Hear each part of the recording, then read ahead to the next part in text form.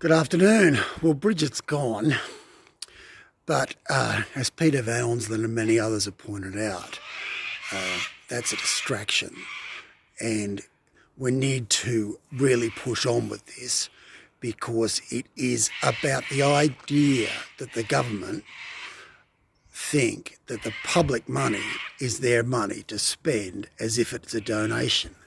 Now, there's a big difference between political donations, and unfortunately the government have far too many of them, and instead of paying tax, the major energy companies, as they euphemistically call themselves, cockatoos, don't pay any tax. And the way that they deal with it is that they give donations. Now, the government, unfortunately, can do with them as they please. And I think they've genuinely forgotten that ministers can't do whatever they want with public money.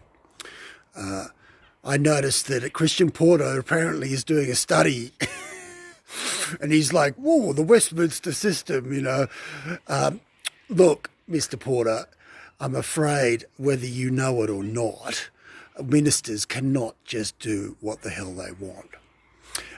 They're meant to, the Minister for Defence, for example, is meant to protect Australia and its interests, or, in rough terms. Now, that is not whatever the hell sprinklers are going on.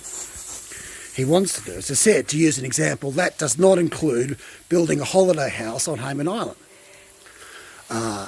It doesn't matter whether the minister wants to do it. And the secretary, of course, doesn't say anything.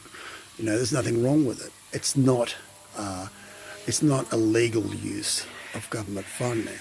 Anne Toomey, Professor Anne Toomey, wrote an article about it today about all the reasons why ministers have to obey, and we need to push that at the moment because Morrison's going to get away with sacking Mackenzie on this relatively minor breach of ministerial conduct and able to muddy the waters on the fact that ministers are responsible and ministers need to only spend money on the public interest. And it's actually easy to see whether that's true. If it's based on an opinion poll, that is, it will improve the government's chances of being re-elected, and that's the only thing it's based on, it's illegal. If it's based on some sort of authoritative study that says this will defend Australia, this will actually, boost sport or whatever, it's okay. So that's the difference. Is it based on government-only interest, that is, opinion polls or marginal seats and opinion polls, as with sports rorts, colour-coded, or is it actually based on a definitive or a study from someone that knows what they're talking about, based on facts and based on achieving the goals of the particular department?